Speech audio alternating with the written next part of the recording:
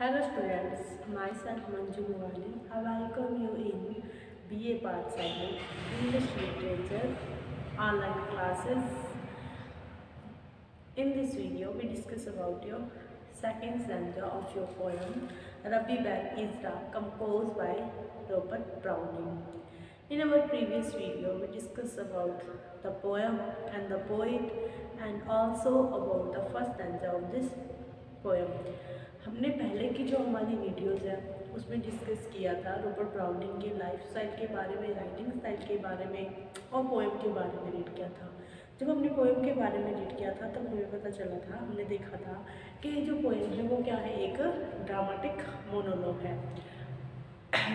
As you know that what is dramatic monologue, आप जानते हो कि ड्रामेटिक मोनोलॉग क्या होता है। फिर भी मैं एक बार आपको शॉर्ट में बताती हूँ। ड्रामेटिक मोनोलॉग एक फिगर ऑफ स्पीच है in which poem is speaks by a speaker, मतलब कि वो जो पोएम होती है वो एक स्पीकर के द्वारा बोली जाती है, मतलब स्पीक्स होती है। उसको कौन बोल रहा होता है, एक स्पीकर होता है। दैट नॉट पोइट, जो क्या होता है, पोइट नहीं होता है, अदर मैन होता है। पोइट ना होकर कोई दूसरा व्यक्ति होता है जो अपनी क्या है फीलिंग्स एक्सप्रेस करता है थ्रू द पोएम के थ्रू। यहाँ पर जो हमने पोएम देखी है रबी बेन इज़रा, यहाँ पर जो रबी बेन इज़रा है ये कौन है, एक 12th सेंचुरी के एक स्कॉलर है या हम कह सकते हैं इंटेलिजेंट पर्सन है।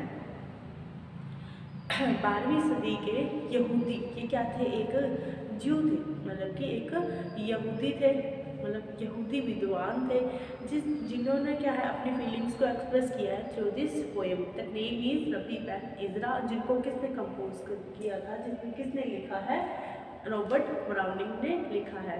इस पोएम में क्या है, इस पोएम में जो रबी बेन इज़रा है वो क्या है, ओल्ड एज को अच्छा बताते हैं। वो क्या है, बताते हैं कि हमें ओल्ड एज आने के कारण यूथ जो है, हमारी जो युवा अवस्था है उसमें हमें घबराने की ज़रूरत नहीं है।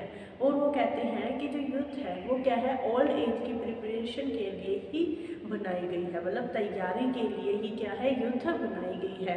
उसके बाद वो कहते हैं कि भगवान ने क्या है यूथ और ओल्ड एज दोनों को ही क्या है डिज़ाइन किया है, दोनों को ही बनाया है।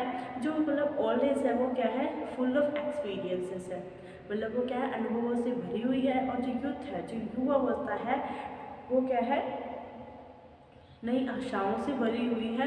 मतलब दोनों को क्या है, अलग अलग दोनों की इंपॉर्टेंस बताई है, लेकिन वो किसको ज़्यादा प्रेफरिंग कर रहे हैं, वो ज़्यादा प्रशंसा किसकी कर रहे हैं, प्रेज कर रहे हैं ओल्ड एज की। कि वो कहते हैं कि हमारे पास ओल्ड एज में घबराने की या पछतावे की कोई भी गुंजाइश नहीं होती है, क्योंकि हम सारा जो एक्सपीरियंस है वो किस में ले चुके होते हैं, हमारे यूथ में ले चुके होते हैं। और जो हमारा स्टार्टिंग लाइन थी उसमें जो पोइट थे उन्होंने यही कहा था, ग्रो ओल्ड विद मी, मतलब कि स्टार्टिंग में ही जो पोइट है वो पोइट क्या, जो ये रबी बेन इज़रा है वो हमें क्या है अपने साथ बूढ़ा होने के लिए कहते हैं।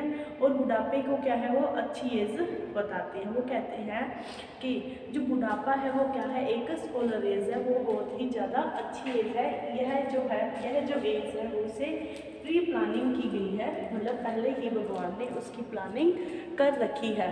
और जो यूथ है वो क्या है, इसकी तैयारी के लिए दिया गया समय है। जो यूथ है वो इसकी तैयारी के लिए दिया हुआ समय है, ओल्ड एज की तैयारी के लिए दिया हुआ समय है। इसके बाद उन्होंने कहा था कि जो इसमें सब कुछ है, हमारा जो टाइम है वो किसके हाथों में है, भगवान के हाथों में है। और भगवान ने क्या है, ओल्ड एज और यूथ को बनाया है। अब इसके बाद हम अपना सेकंड स्टैंजा देखेंगे। फर्स्ट स्टैंजा में हमने देखा था कि पोइट ने ओल्ड एज को प्रेफर किया है।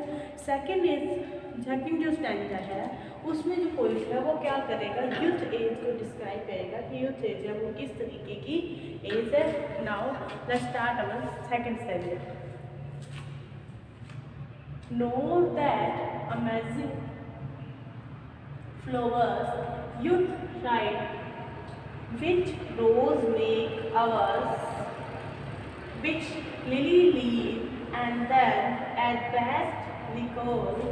Know that admiring stars, it young, no joy and Mars, might be some figured flame which blend transcends them all। अब यहाँ पर जो पॉइंट है वो क्या है, यूथ एज की बात कर रहा है। जो यूथ है वो किस प्रकार की, किस टाइप की एज है। अब क्या कहता है, note that amazing flower. Amazing मतलब कि जो भी उसे मिलता है। फ्लावर का मीन्स यहाँ पर क्या है, हैप्पीनेस और जॉय ऑफ लाइफ। हैप्पीनेस या हम कह सकते हैं जॉय ऑफ लाइफ। खुशियाँ कहेंगे हम, फ्लावर्स है वो किस लिए यूज हुआ है, खुशियों के लिए। अम्यूजिंग, अम्यूजिंग का मतलब वो क्या है, उसके लिए पर्याप्त नहीं है, पर्याप्त, या जो उसने खुशियाँ प्राप्त की, मतलब जो उसे मिल रहा है वो क्या कहता है, नोट दैट। जो यूथ है, नोट दैट मतलब कि उसे काफ़ी नहीं है, नोट दैट अमेजिंग फ्लावर्स, कि उसे जो भी फ्लावर्स मिली हैं, मतलब कि जो उसे जीवन की खुशियाँ मिली है। अमेजिंग फ्लावर का मीन्स क्या है, जो उसे खुशियाँ मिली हैं, मतलब कि जो उसने अमेजिंग की है, प्राप्त की है, या हम कह सकते हैं गैदरिंग, गैदरिंग इकट्ठी की है। जो भी उसे मिला है, जो भी उसने इकट्ठा किया है वो उसके लिए काफ़ी नहीं है। जो यूथ एज है वो क्या है, फुल ऑफ ड्रीम्स, मतलब कि खुशियों से भरी हुई है। उसे जो भी मिलता है वह उसके लिए काफ़ी नहीं होता है, वो क्या है, उससे भी ज़्यादा की चाह रखता है। यूथ साइड, जो यूथ है वो क्या है, साइड, मतलब कि वो डिसाइड नहीं कर पाता, वो हमेशा कंफ्यूजन में रहता है। किस कंफ्यूजन में, विच रोज मेक अवर, विच रोज, रोज मतलब कि हैप्पीनेस, रोज मतलब ये क्या है, यहाँ पर हैप्पीनेस है, या तो हम कह सकते हैं द वे ऑफ जो खुशी का रास्ता है। वो कहता है विच रोज मेक अवर, कि हमें क्या है, कौन सा गुलाब लेना चाहिए। जैसे कि हम किसी गार्डन में जाते हैं, जब हमारे सामने बहुत सारे फ्लावर्स इकट्ठे हो जाते हैं, तब हमारे सामने क्या हो जाता है, एक डिफ़िकल्टीज आ जाती है, हमारे सामने एक क्या आ जाती है, चुनौती हो जाती है कि हम कौन सा फ्लावर ले और कौन सा फ्लावर छोड़े। उस तरीके से जो यूथ है वो क्या है, फुल ऑफ डिफ़िकल्टीज है, मतलब कि किससे भरी हुई है, मुश्किलों से भरी हुई है। द यूथ, जो यूथ मैन है, जो यंग मैन है, वो can't decide that which flower can be catch, कि कौन सा फ्लावर है उसे कैच करना चाहिए, मतलब कि उसे कौन सी जो खुशियाँ हैं वो लेनी चाहिए, कौन सा जो वे है उसे उस पर चलना चाहिए। वो क्या हो जाता है, कंफ्यूज हो जाता है। The youth is, the young is confuse due to select the joy, मतलब कि खुशी के रास्तों को चुनने के लिए वो क्या हो जाता है, कंफ्यूज हो जाता है। उसी को जो पॉइंट है, जो रबी पंडित है, वो क्या कहते हैं, विच रोजेज मेक अवर, कि कौन से गुलाब को अपना बनाया जाए, कि कौन सी खुशियाँ हैं जिसको हम अपना बनाए। विच लिली लीव, यहाँ पर जो लिली है वो भी क्या है, खुशी के रास्ते के लिए है। यहाँ पर फ्लावर्स को क्या है, हैप्पीनेस बताया है कि विच लिली लीव, कि कौन सी लिली तो छोड़ी जाए और कौन सा रोज है वो अपना बनाया जाए। एंड देन एट बेस्ट बिकोर, और जो क्या रहे हमारे लिए हमेशा ही बेस्ट रहे, उसे हम क्या बुलाएं, बेस्ट ही बुलाएं, मतलब कि हमें अपने रोज, मतलब कि फ्लावर्स को चुनने में हमसे कोई गलती ना हो और हम उसे क्या है, पछतावा ना हो, हमें उसके चुनने पर पछतावा ना हो। इसीलिए जो यूथ है वो यंग है, जो यूथ एज है वो can't decided that but which flower can be choose, मतलब कि कौन सा जो फ्लावर है उसे चूज करना चाहिए। उसके बाद नेक्स्ट क्या कहता है, नोट दैट एडमायरिंग स्टार्स, जो एडमायरिंग मतलब कि एडमायरिंग का मीन्स क्या होता है, प्रशंसनीय, प्रशंसनीय मतलब कि प्रेजिंग, जिसकी क्या है, हमें वो प्रेज करनी चाहिए, जिसकी हमें प्रशंसा करनी चाहिए, जिसकी हमें खूबियों का गुणगान करना चाहिए, वो भी क्या है, नो दैट, वो भी उसके लिए काफ़ी नहीं है। नोट दैट का मीन्स क्या है, काफ़ी नहीं है, कि ऐसे स्टार्स जिसकी पूरी दुनिया प्रशंसा करती है वो भी क्या है, उसके लिए नोट दैट मतलब कि पर्याप्त नहीं है। इट यान वो कहते हैं, इट यान मतलब वो चाह रखती है, किसकी चाह रखते हैं, नोट जो नो मास मतलब कि ना तो वो बृहस्पति की चाह रखते हैं,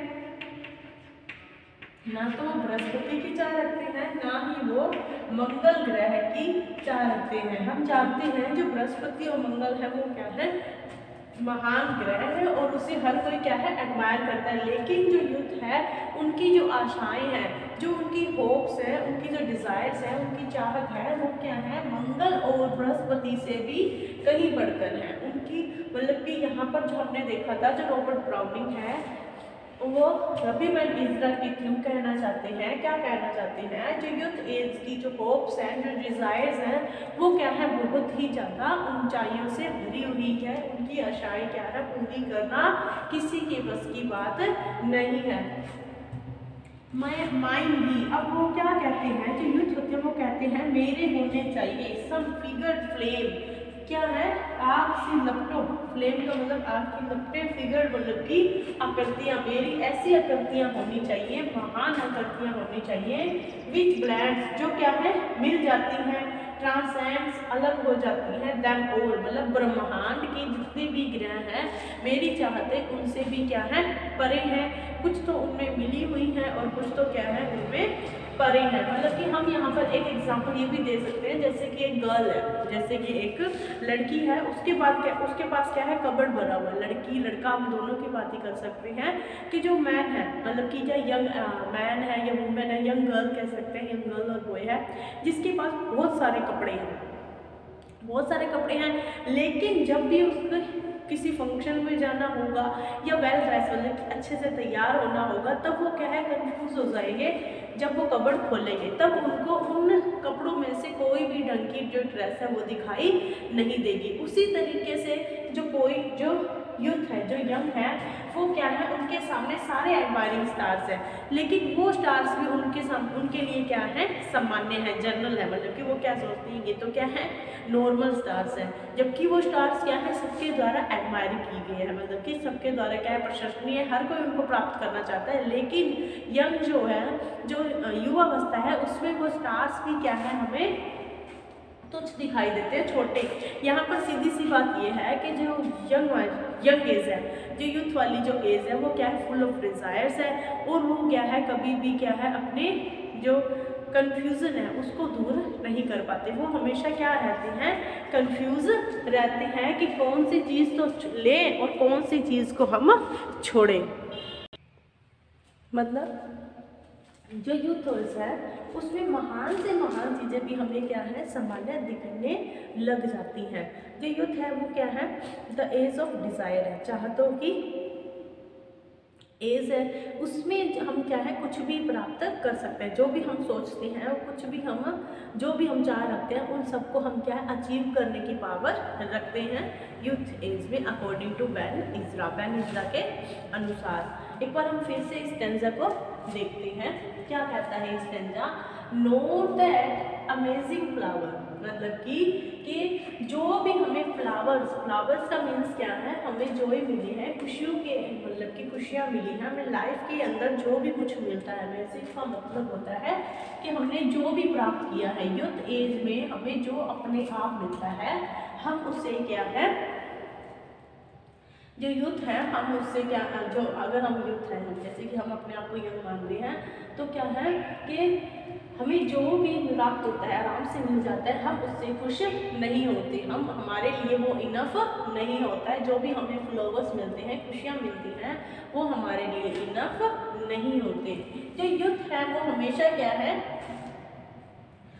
कंफ्यूज रहते हैं। किसमें कंफ्यूज रहते हैं, which rose make our the youth side का मतलब हम कह सकते हैं एक तरीके से कंफ्यूज होना भी कह सकते हैं कि यूथ है, जो युवा है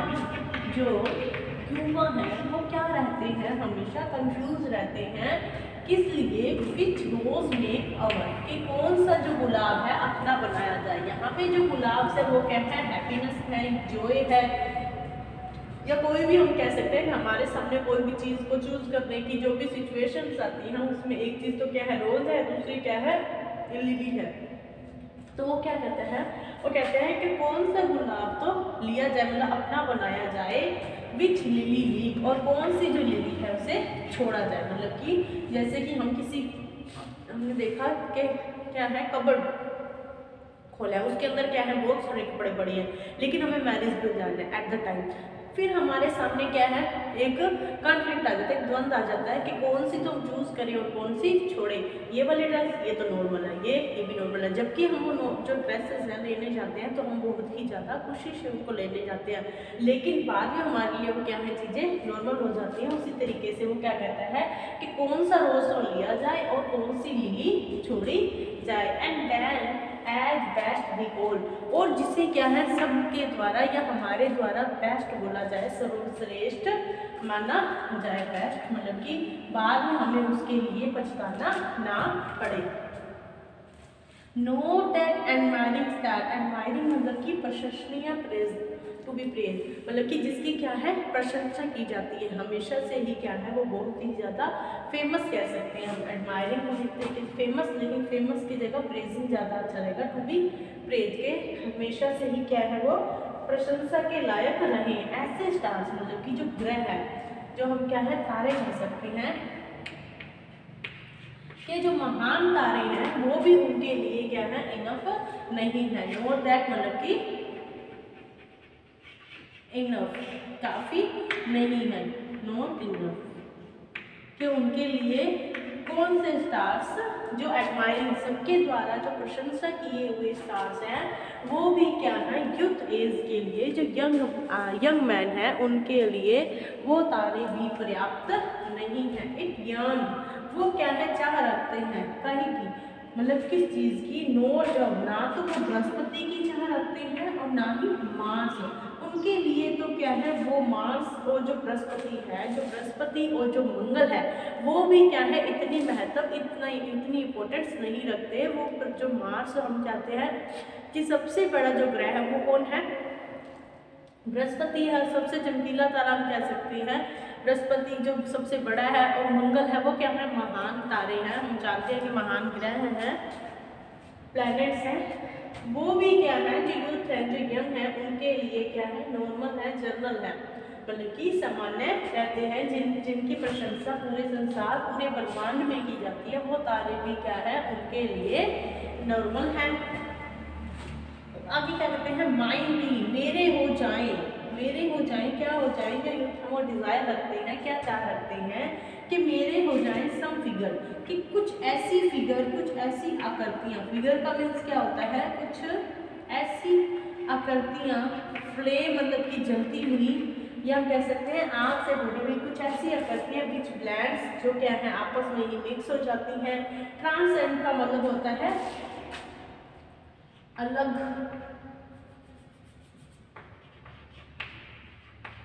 अलगाव वाली, मतलब कि अलग से होने वाली होल, जो ब्रह्मांड में सबसे हटके जो चीज़ होती है, मतलब हम कह सकते हैं ना हटके एकदम यूनिक, जो यूनिक चीज़ें हैं उनकी चाह कौन रखते हैं, जो यूथ एज है वो रखते हैं।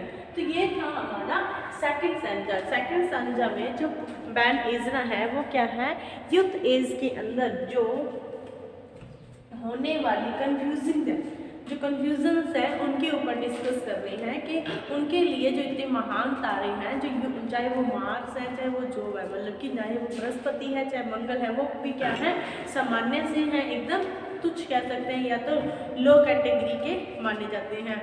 और उनके लिए क्या है जो कुछ भी उन्हें मिलता है वो उनके लिए पर्याप्त नहीं है। वो हमेशा क्या है जो मिला है उससे ज़्यादा की चाह रखते हैं। जैसे कि हमें कोई बहुत ही अच्छी चीज़ मिल गई, हम आज यूथ एज में हैं, हमें वो क्या है, हमें जैसे 98% आ गए, लेकिन जब हमने 98% अगर अपने अचीव किए हैं 100 में से, फिर आपके अंदर वो जो 2% कट हुए हैं उनको पाने की चाह रहेगी। मतलब कि जो 2 मार्क्स आपके कट हुए हैं, जैसे कि आपके 100 में से 98 मार्क्स आए। तो आपके अंदर जो ये 2 मार्क्स आपके कट हुए हैं, जो 2 मार्क्स कट हुए हैं उनको लेने की जो चाहत होगी वो ज़्यादा रहेगी। जो आपने 98 मार्क्स लिए हैं वो आपके लिए कम मायने रखेंगे, लेकिन जो 2 मार्क्स कट हुए हैं मतलब कि जो गया है वो आपके लिए क्या है, ज़्यादा अचीव रखेगा। और इसके अलावा जैसे कि जो यूथ एज है वो हमेशा क्या है, कंफ्यूज रहते हैं। जैसे कि आप भी हुए होंगे जब आपने 12th की होगी, 10th की होगी, तब आपको सब्जेक्ट्स को लेकर क्या है, कन्फ्यूज़न हुई होगी कि कौन सा वे हमें लेना चाहिए और कौन सा जो रास्ता है हमें उसे छोड़ना चाहिए। तो यही क्या है, यूथ जो एज है वो फुल ऑफ कन्फ्यूजन है। यहाँ पर जो यूथ एज है उसको क्या है, फुल ऑफ कंफ्यूजन, उसे क्या है, भरा हुआ पाया गया है। मतलब यूथ एज को किससे भरा हुआ पाया, कंफ्यूजन से, मतलब कि द्वंद्व से, या हम कह सकते हैं डिफिकल्टीज, ये समस्याओं से घिरा हुआ माना गया है। क्योंकि उसमें जो यंग मैन है वो क्या है, डिसाइड नहीं कर पाते कि कौन सा उसे रास्ता है चुनना चाहिए और कौन सा रास्ता उसे छोड़ना चाहिए, जिसके कारण उसे बाद में पछतावा ना करना पड़े। लेकिन हमेशा ही जो यंग मैन है उसे क्या है, बाद में पछतावा करना पड़ता है। जिस चीज़ को वह छोड़ चुका होता है वही उसके लिए क्या हो जाती है, अच्छी साबित होती है, जिसका पता उसे क्या है, बाद में चलता है। तो ये था हमारा सेकंड स्टैंजा। अब हम जो थर्ड स्टैंजा है उसको नेक्स्ट जो हमारी वीडियो आएगी उसमें डिस्कस करेंगे। तब तक के लिए घर पर रहिए, सुरक्षित रहिए और पढ़ते रहिए। Thank you.